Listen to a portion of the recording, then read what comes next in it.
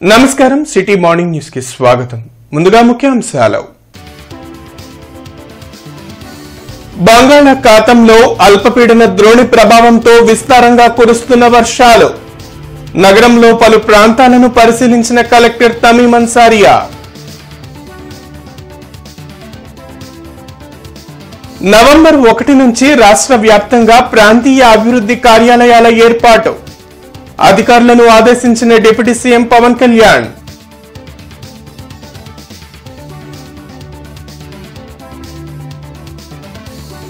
Corporation council అత్యవసర సమావేశం.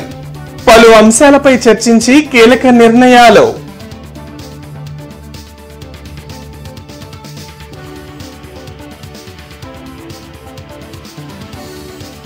కాంట్రాక్టర్లకు బిల్లుల చెల్లింపుపై కౌన్సిల్లో ఎమ్మెల్యేల అసహనం. అధికారుల తీరుపై ఆగ్రహం వ్యక్తం.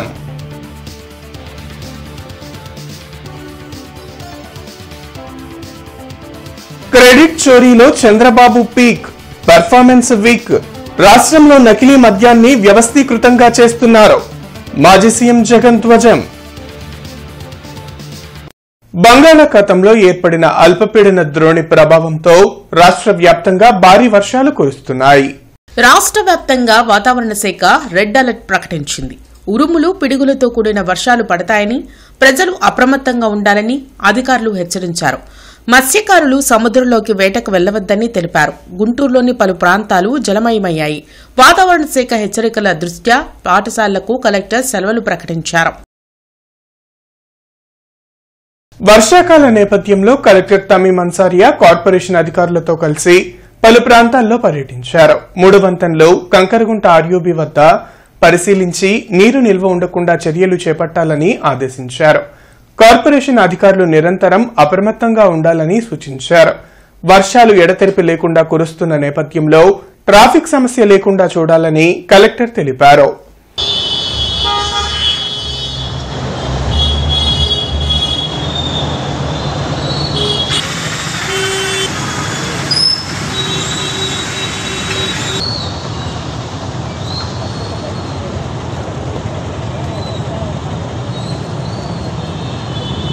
నవంబర్ 1 నుంచి రాష్ట్ర వ్యాప్తంగా ప్రాంతీయ అభివృద్ధి కేంద్రాలను ఏర్పాటు చేయనున్నట్లు డిప్యూటీ సీఎం పవన్ కళ్యాణ్ ప్రకటించారు. క్లస్టర్ విధానం రద్దు చేసి 13,351 పంచాయతీలను స్వతంత్ర యూనిట్లుగా చేసినట్లు డిప్యూటీ సీఎం పవన్ కళ్యాణ్ చెప్పారు. మంగళగిరిలోని క్యాంప్ కార్యాలయంలో పంచాయతీరాజ్ శాఖ ఉన్నతాధికారులతో ఆయన సమీక్షించారు. పంచాయతీల పాలనా సంస్కరణల ఫలితాలు ప్రజలకు అందేలా చూడాలని అధికారులను డిప్యూటీ సీఎం ఆదేశించారు. నగరపాలక సంస్థ పరిధిలో చేపట్టిన కాంట్రాక్టు పనులకు బిల్లులు సరిగా చెల్లించడం లేదని ఎమ్మెల్యే గళ్లా మాధవి విమర్శించారు. కౌన్సిల్ సమావేశ మందిరంలో జరిగిన అత్యవసర సమావేశంలో ఎమ్మెల్యేలు గళ్లా మాధవి, నసీర్ అహ్మద్, బుర్ల రామాంజనేయులు, ఎమ్మెల్సీ చంద్రగిరి యేసరత్నం పాల్గొన్నారు. పశ్చిమ నియోజకవర్గ పరిధిలో 100 పనులు ప్రారంభిస్తే కేవలం 2 కోట్లు మాత్రమే బిల్లులు చెల్లించడం జరిగిందని ఎమ్మెల్యే గళ్లా మాధవి అన్నారు. నగరపాలక సంస్థ చేస్తున్న ఖర్చులకు లెక్కలు లేకుండా ఉన్నాయన్నారు. దానిపై స్పష్టత ఇవ్వాలని కోరారు. నా ఒక పశ్చిమ నియోజకవర్గంలోనే 100 కోట్ల రూపాయల వర్కులు శాంక్షన్ అయినప్పుడు ఓన్లీ ఒక 2 కోట్లు మాత్రమే దానికి వాళ్ళకి బిల్స్ అందాయి అని చెప్పి సమాచారం ఉంది. మిగతా అమౌంట్లకి ఒక స్పష్టత లేదు, ఒక ట్రాన్స్పరెన్సీ లేదు. నా ప్రశ్న ఏంటంటే, ఈ రోజు మనం ఎక్స్పెండిచర్ గా చేస్తున్న ఏ అంశమైనా, దేనికి పెడుతున్నా కూడా ఇలాగా అంశాన్ని ఒక జనరలైజ్డ్ పద్ధతిలో దీనికి 80 కోట్లు, దానికి 55 లక్షలు, 80 లక్షలు ఇట్లాగా కాకుండా ఒక ట్రాన్స్పరెన్సీ విధానము, ఏ రూపాయి దేనికి ఖర్చు పెడుతున్నాము అనే ఒక విధి విధానము ప్రజాప్రతినిధులుగా మేము తెలుసుకునే అవకాశం అనేది ఉందా లేదా అన్నది నా ప్రశ్న. ఫస్ట్ సుమారు 100 కోట్లతో ప్రత్తిపాడు నియోజకవర్గ పరిధిలో పనులు చేపట్టామని ఎమ్మెల్యే బోర్ల రామాంజనేయులు తెలిపారు. అయితే కాంట్రాక్టర్లకు సకాలంలో బిల్లులు చెల్లించడం లేదని, ఎప్పుడు చెల్లిస్తారో చెప్పాలని కోరారు. అది ఏదైనా వర్క్ కావచ్చు, స్లాబ్ కావచ్చు, లేదా మిగిలిపోయినటువంటి పైప్ లైన్ కావచ్చు, దాన్ని చేయడానికి జనరల్ ఫండ్ నుంచి వాడుకోండి, ప్రభుత్వం నుంచి నిధులు రావు కాబట్టి ఏదైతే బ్యాలెన్స్ ఆఫ్ వర్క్ ఉందో సభ్యులు అడిగినటువంటి అన్ని విషయాలు దృష్టిలో పెట్టుకొని అమృత 2లో చేసుకోండి అన్నటువంటి విషయం మీద స్పష్టత ఇచ్చారు. దాని మీద జీవో కూడా ఇష్యూ చేశారు. అయితే ఇక్కడ 80 లక్షల రూపాయలతో టాప్ వేయడం వల్ల అది నిరుపయోగమేం కాదు. ఎందుకంటే ఆ స్ట్రక్చర్ భద్రత ఉంటుంది. దాన్ని పూర్తి చేసుకుంటే ఎప్పుడు ఇది కంప్లీట్ అయితే అప్పుడు ఆ వాటర్ రావడం, సేఫ్టీగా వాటర్ డిస్ట్రిబ్యూట్ చేయడం కూడా జరుగుతుంది. అయితే ఇక్కడ క్లారిటీ ఇవ్వాల్సింది, గోరంట్ల కొండపై నుంచి మంచినీటి సరఫరా కోసం 80 లక్షలు ఖర్చు చేస్తున్నారని ఎమ్మెల్యే నసీర్ అహ్మద్ వెల్లడించారు. అయితే తూర్పు నియోజకవర్గంలో పలు ప్రాంతాలకు సరిగ్గా మంచినీటి సరఫరా జరగడం లేదని చెప్పారు. అందుకే కొన్ని చోట్ల స్టోరేజ్ ట్యాంకులను ఏర్పాటు చేయాలని కోరారు. దీనిపై మేయర్ కోవెలమూడి రవీంద్ర సానుకూలంగా స్పందించారు. త్వరలో ఎమ్మెల్యేలతో కలిసి మరో సమావేశం నిర్వహిస్తామని చెప్పారు. గుంటూరు తూర్పు నియోజకవర్గంలో 4-5 చోట్ల రిజర్వాయర్స్ అవసరం ఉంది కాబట్టి వచ్చేటువంటి ప్రతి ఒక్క ప్లాన్ లో కూడా, ప్రతి ఒక్క అలొకేషన్ లో కూడా తప్పకుండా గుంటూరు ఈస్ట్ లో కొన్ని కాలనీస్ లో రిజర్వాయర్స్ లేకపోవడంతో ఇబ్బంది అవుతా ఉంది. ఓవర్ కెపాసిటీ ఎక్కడి నుంచి పంపింగ్ చేసేటప్పుడు విజయవాడ ఉండవల్లి నుంచి పంపింగ్ అయ్యేటువంటి వాటర్ ఎక్కువ ఉన్నప్పుడు కూడా ఇక్కడ మన దగ్గర కెపాసిటీ లేకపోవడంతో, ఫిల్టరేషన్ ప్లాంట్స్ లేకపోవడంతో, రిజర్వాయర్స్ ఎనఫ్ కెపాసిటీ లేకపోవడంతో ఎక్సెస్ వాటర్ అంతా కూడా అవుట్ఫ్లో అక్కడ ఇదవుతుంది. ఎక్సెస్ వాటర్ ప్రొక్యూర్ చేసుకోవడానికి ఎన్నో ఏళ్లుగా నిరుపయోగంగా శిథిలావస్థలో ఉన్న నార్ల వెంకటేశ్వరరావు ఆడిటోరియం శ్రీ అన్నమయ్య సేవా సమితి డెవలప్మెంట్ చేసేందుకు చేసిన విజ్ఞప్తిపై కౌన్సిల్లో వాడివేడిగా చర్చ జరిగింది. నగరపాలక సంస్థ ఏర్పాటు చేసిన అత్యవసర సమావేశంలో మేయర్ కోవెలమూడి రవీంద్ర పీపీపీ మోడ్లో నార్ల వెంకటేశ్వరరావు ఆడిటోరియం నిర్మాణంపై కౌన్సిల్లో చర్చ నిర్వహించారు.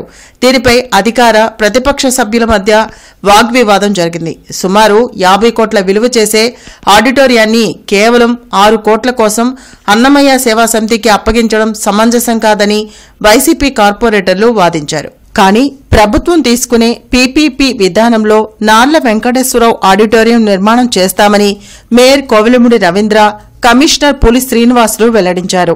ఈ కార్యక్రమంలో ఎమ్మెల్యేలు Galla Madhavi, Naseer Ahmed, MLC Chandragiri Yesuratnam, deputy mayor Sajeela, కార్పొరేటర్లు పాల్గొన్నారు.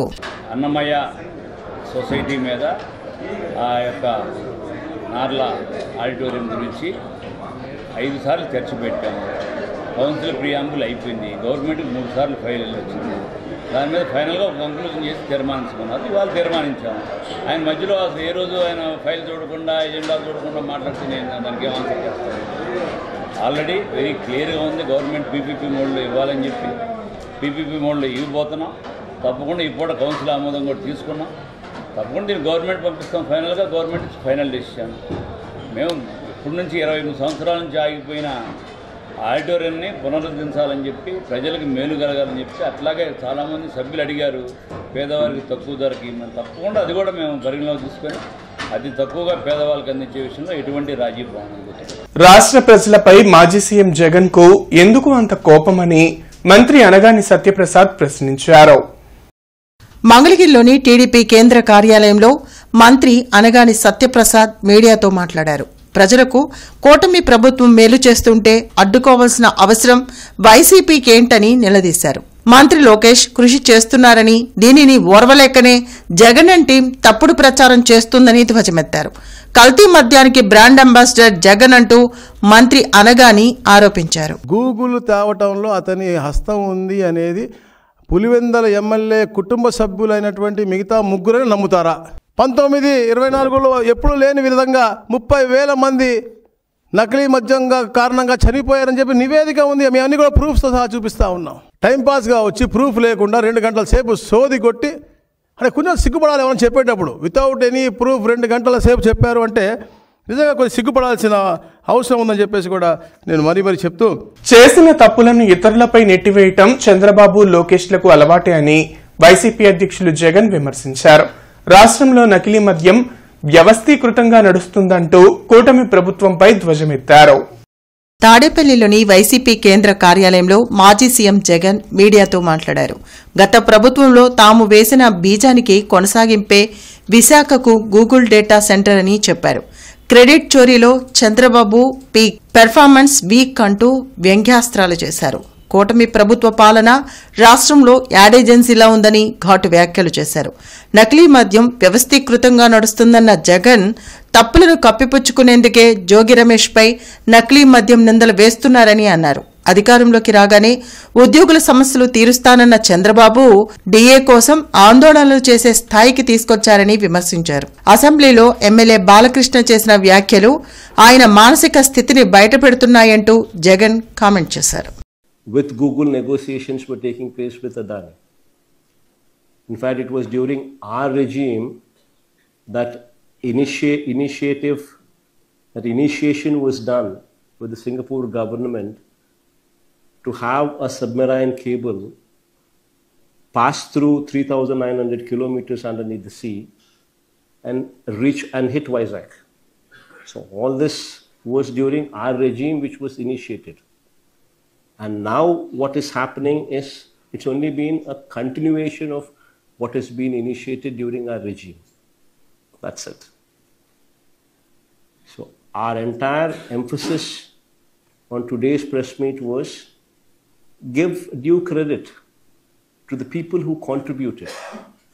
Most importantly, to the previous government, that is YSRCP government, to Mr. Adani, who's actually putting in 87,000 crores of rupees to bring Google to the state of Andhra Pradesh. నకిలీ మద్యం మూలాలు YCP నేతల చుట్టూనే ఉన్నాయని MLA Naseer Ahmed ఆరోపించారు. విచారణలో గత ప్రభుత్వంలో జరిగిన మద్యం అక్రమాలు బయటపడుతున్నాయని చెప్పారు. మంగళగిరిలోని టీడీపీ కేంద్ర కార్యాలయంలో ఆయన మాట్లాడారు. పేద విద్యార్థులకు మేలు చేసేందుకు పీపీపీ విధానంలో వైద్య కళాశాలలు అభివృద్ది చేస్తూ ఉంటే వైసీపీ తప్పుడు ప్రచారం చేయడం దురదృష్టకరమన్నారు. పెండింగ్లో ఉన్నటువంటి 10 మెడికల్ కాలేజీలను పీపీపీ పద్ధతిలో చేపట్టాలనేటువంటి ఆలోచన చేసి దాదాపు రాబోయేటువంటి 2-3 సంవత్సరాల్లోనే 1750 మెడికల్ సీట్లను అందుబాటులో తీసుకొని వచ్చేటువంటి కార్యక్రమాన్ని ఈరోజు ఎన్డీఏ ప్రభుత్వం చేపట్టినటువంటి పరిస్థితులు మనందరికీ కూడా తెలుసు. విధ్వంసానికి మారుపేరుగా ఉన్నటువంటి వైసీపీ పార్టీ జగన్మోహన్ రెడ్డి గారి నాయకత్వంలో ఈరోజు ఏ విధంగా దుష్ప్రచారం చేస్తూ ఉన్నారో మీ అందరం కూడా చూస్తూ ఉన్నాం. ప్రైవేట్ సంస్థలకు శాశ్వతంగా భూమి ఇస్తారని చెప్పి అబద్ధాలు మాట్లాడుతున్నటువంటి పరిస్థితులు ఉన్నాయి. ఈరోజు జియోఎంఎస్ నెంబర్ 590లో క్లియర్గా మెన్షన్ చేయడం జరిగింది.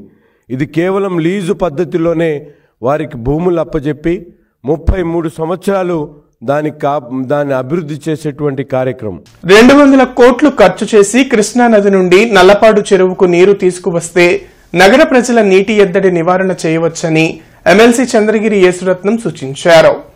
నగరపాలక సంస్థ కౌన్సిల్ సమావేశ మందిరంలో జరిగిన అత్యవసర సమావేశంలో ఎమ్మెల్సీ చంద్రగిరి యేసురత్నం మాట్లాడారు. సుమారు 120 ఎకరాల్లో ఉన్న నల్లపాడు చెరువును నింపితే నగరానికి నీటి ఎద్దడి ఉండదన్నారు. నల్లపాడు చెరువు నుంచి 15 అడుగుల పల్లంలో ఉన్న బుడంపాడుకు గ్రావిటీ ద్వారా నీరు సరఫరా చేయవచ్చని సూచించారు. పర్మనెంట్గా కృష్ణానగర్ నుంచి డైరెక్ట్గా నల్లపాడుకి ఆ చెరువుకు వచ్చే మార్గం చూడండి అధ్యక్ష. నేను అప్రాక్సిమేట్ ఎస్టిమేట్స్ చూస్తే మ్యాక్సిమం 200 crores పైప్ లైనింగ్ అవుతుంది అధ్యక్ష. ఇప్పుడు అమృత 1 అంటారో 2 అంటారో 3 అంటారో 4 అంటారో ఏదో ఒక పేరు పెట్టేసేసి, ఎందుకంటే 200 కోట్ల రూపాయలు పెద్ద అమౌంట్ కాదు అధ్యక్ష. ఎందుకంటే ఇప్పుడు క్యాపిటల్ ఇప్పుడే ఎక్స్టెండ్ అవుతుంది. ఇప్పుడు మనం కింద ఆ ల్యాండ్ అక్వైర్ చేయగలిగితే కృష్ణానది నుంచి సుమారుగా 42 కిలోమీటర్స్ నల్లపాడుకు ఉంటుంది. ఈ 42 కిలోమీటర్స్ ఎక్కడైతే ఇప్పుడు కన్స్ట్రక్షన్ జరిగిన తర్వాత మనం లైన్ తీసుకోవాలంటే ఇబ్బంది ఉంటుంది అధ్యక్ష.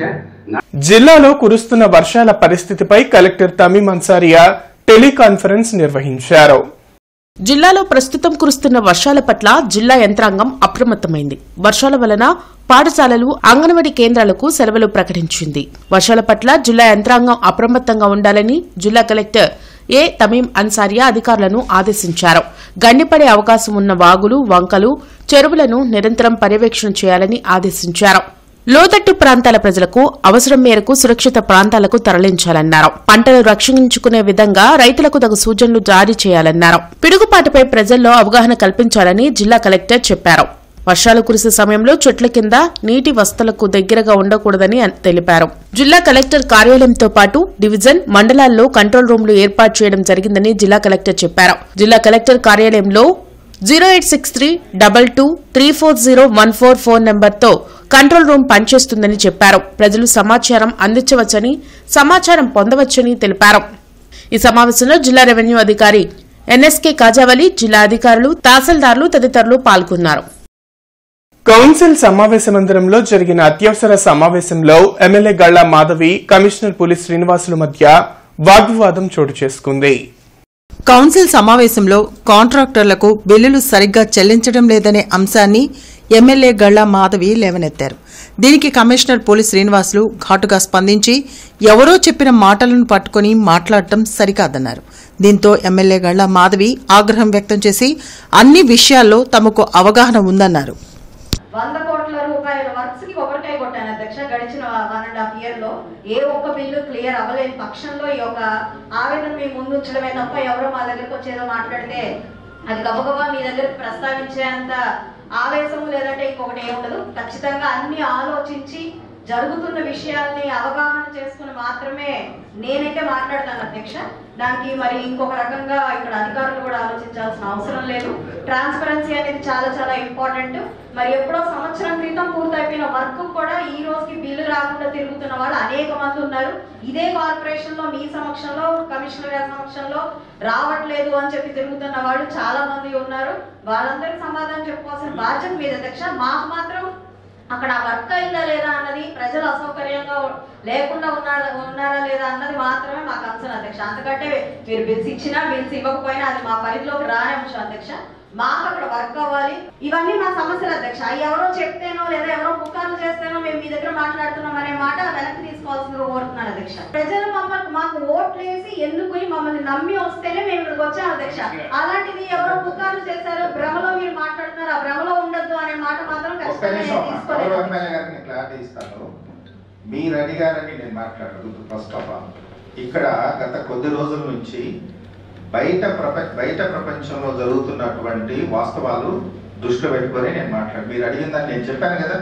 మీకు ఏదైనా సరే ఎక్స్పెండిచర్, అకౌంట్స్, రిసిప్ట్ మొత్తం ట్రాన్స్పరెన్సీగా కౌన్సిల్ పెడతాం. అందులో ఇబ్బంది లేదు, ఎక్కడ జంకాల్సిన అవసరం లేదు. వేరే విధమైన బయట జరుగుతున్నటువంటి ఒక ప్రచారాన్ని నేను ప్రస్తావిస్తూ మాత్రమే మాట్లాడాను. మీరు అడిగారు ఎమ్మెల్యే గారు, వాళ్ళు అడిగారు. ఈ రోజు బయట ప్రచారాలతో మాకు సంబంధం లేదు అధ్యక్ష. మా దాకా రిప్రజెంటేషన్స్ రూపంలో రానివ్వండి.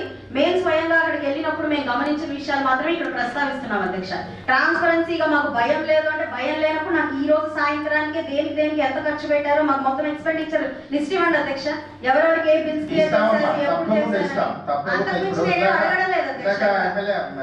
గౌరవ మేయర్ గారు చెప్పారు 15 days లో తయారు చేసి ఇవ్వమని ఇచ్చారు. కొల్లి శారద హోల్సేల్ కూరగాయల మార్కెట్లోని షాపు లీజుదారులకు తప్ప ఇతరులకు హోల్సేల్ వ్యాపారం చేసే హక్కు లేకుండా చర్యలు తీసుకోవాలంటూ కార్పొరేషన్ ఎదుట నూతన లీజుదారులు ఆందోళన కార్యక్రమం నిర్వహించారు. జీఎంసీకి చెందిన కొల్లి శారదా హోల్సేల్ కూరగాయల మార్కెట్లోని షాపులకు బహిరంగ వేలంలో హెచ్చు మొత్తానికి పాట జరిగింది. అయితే పాత లీజుదారులు లక్ష్మీ నరసింహ హోల్సేల్ కూరగాయల మార్కెట్ పేరుతో బుడంపాడు బైపాస్ వద్ద వ్యాపారం చేస్తున్నారని కాకుమాను పున్నారావు ఆవేదన వ్యక్తం చేశారు.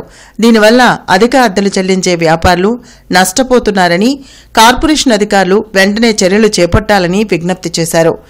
ఈ కార్యక్రమంలో నూతన లీజుదారుల సంఘం నాయకులు పాల్గొన్నారు. శారదా హోల్సేల్ మార్కెట్లో లీజుదారులు అని మేమంతా హైయెస్ట్ బిడ్డలకు పాడుకున్నాము. ఆ రోజున కమిషనర్ గారు గుంటూరులో హోల్సేల్ వ్యాపారం కొల్లి శారదా మార్కెట్లో తప్ప ఇంకెక్కడా ఉండదని చెప్పారు. కానీ ఇక్కడ పాత లీజుదారులు మా రైతుల్ని, వ్యాపారస్తుల్ని బెదిరించి అన్నపూర్ణ బైపాస్లో ఉన్న అన్నపూర్ణ మార్కెట్లో పెట్టారు. అక్కడ కూడా కోర్టు వారు సీల్ వేశారు. పక్కన ఉన్న ఖాళీ స్థలంలో వ్యాపారం చేస్తున్నారు. అక్రమ వ్యాపారం చేస్తూ మాకు వచ్చే వ్యాపారస్తులను అడ్డుకుంటున్నారండి. గుంటూరులో హోల్సేల్ వ్యాపారం చేయడానికి ఇంకా ఎవరికి అనుమతులు లేవు. ఒక కొల్లి శారదా హోల్సేల్ మార్కెట్కి ఉన్నాయి. కాబట్టి ఇప్పటికైనా అక్రమంగా వ్యాపారం చేస్తూ కార్పొరేషన్ ఆదాయానికి 2 నెలల నుంచి గండి కొడుతున్న అసీల రూపంలో 1 కోటి రూపాయలు, అద్దెల రూపంలో 6 కోట్లు, మొత్తం 7 కోట్ల రూపాయలు ఆ కార్పొరేషన్ ఆదాయాన్ని గండి కొడుతున్న Lakshmi Narasimha vegetable market wholesale వ్యాపారస్తుల మీద చర్యలు తీసుకోవాలండి. ఎల్వీఆర్ అండ్ సన్స్ క్లబ్ ఆధ్వర్యంలో AP billiards and snookers ranking tournament ప్రారంభమైంది. నవంబర్ 3 వరకు జరిగే ఈ పోటీలను శాప్ ఏపీ చైర్మన్ రవినాయుడు ప్రారంభించారు. బిలియర్డ్స్ అండ్ స్నూకర్స్ క్రీడకు రాష్ట్రంలో ప్రాచుర్యం కల్పిస్తూ పోటీలు నిర్వహించడం అభినందనీయమని అన్నారు. శాప్ కూడా ఈ క్రీడను ప్రోత్సహిస్తుందని చెప్పారు. కార్యక్రమంలో మైనేని బ్రహ్మేశ్వరరావు, యాగంటి దుర్గారావు, మల్లి, వనుకూరి శ్రీనివాసరెడ్డి తదితరులు పాల్గొన్నారు. ఈ ర్యాంకింగ్ టోర్నమెంట్లో 200 పైగా ఎంట్రీస్ కూడా రావడం ఇదొక మంచి పరిణామం. భవిష్యత్తులో ఇది మరింతగా ముందుకు సాగాలి, మరింత మంది దీంట్లో భాగస్వాములు కావాలి. భాగస్వాములు కావడంతో పాటు ఇటు రాష్ట్ర ప్రభుత్వం, అసోసియేషన్, ఫెడరేషన్ సమన్వయంతో ఈ రాష్ట్ర స్థాయి ఛాంపియన్షిప్స్ కావచ్చు, అదేవిధంగా దేశ స్థాయి ఛాంపియన్షిప్లు కూడా వేదిక ఆంధ్రప్రదేశ్ కావాలని కోరుకుంటున్నాం. నగరంలో కురుస్తున్న భారీ వర్షాల వలన ప్రజలు ఇబ్బంది పడకుండా ఉండేలా చూడాలని అధికారులను ఎమ్మెల్యే గళ్లా మాధవి ఆదేశించారు. కంకరగుంట 3 వంతెన వద్ద నీరు నిల్వ ఉండకుండా ఎప్పటికప్పుడు మోటార్లతో నీటిని తోడాలని ఎమ్మెల్యే గల్లా మాధవి ఆదేశించారు. ట్రాఫిక్ పోలీసులు, మున్సిపల్ సిబ్బంది అప్రమత్తంగా ఉండి ప్రజలకు ఇబ్బంది లేకుండా చూడాలని ఎమ్మెల్యే గల్లా మాధవి సూచించారు. ప్రజలు తగు జాగ్రత్తలు తీసుకోవాలని గల్లా మాధవి కోరారు. మెడికల్ కళాశాలల ప్రైవేటీకరణను వ్యతిరేకిస్తూ వైఎస్సార్ కాంగ్రెస్ పార్టీ చేపట్టిన కోటి సంతకాల ప్రజా ఉద్యమం కొనసాగుతుంది. హిందూ కాలేజ్ వద్ద వైసీపీ విద్యార్థి విభాగం ఆధ్వర్యంలో నిర్వహించిన కార్యక్రమంలో పార్టీ నగర అధ్యక్షురాలు నూరి ఫాతిమా పాల్గొన్నారు. పేద విద్యార్థులకు వైద్య విద్యను దూరం చేయాలనే కుట్రను కూటమి ప్రభుత్వం చేయడం కరెక్ట్ కాదన్నారు. కార్యక్రమంలో వినోద్ కుమార్, ఇతర నాయకులు పాల్గొన్నారు. ఈ కూటమి ప్రభుత్వం చేస్తున్న అరాచకాలని ఆపాలంటే సంతకంతోనే అయ్యిద్ది అని చెప్పి ప్రజలందరూ నమ్ముతున్నారు. గ్రౌండ్ లెవెల్ దాకా అది రీచ్ అయింది.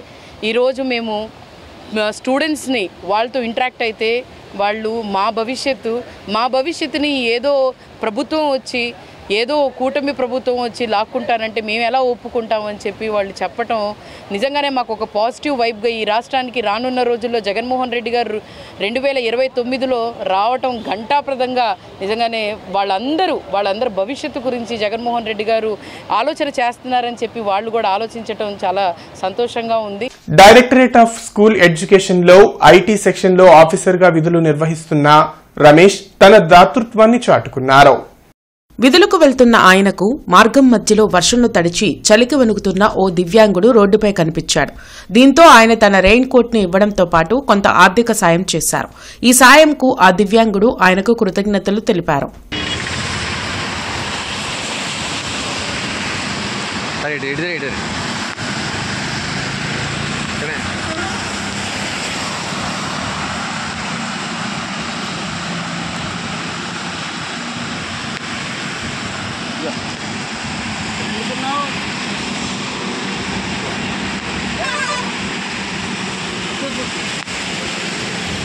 మరో 2 రోజులు భారీ వర్షాలు కురిసే నేపథ్యంలో జీఎంసీలో 24 గంటలు పనిచేసేలా కాల్ సెంటర్ను ఏర్పాటు చేశామని కమిషనర్ పులి శ్రీనివాసులు తెలిపారు.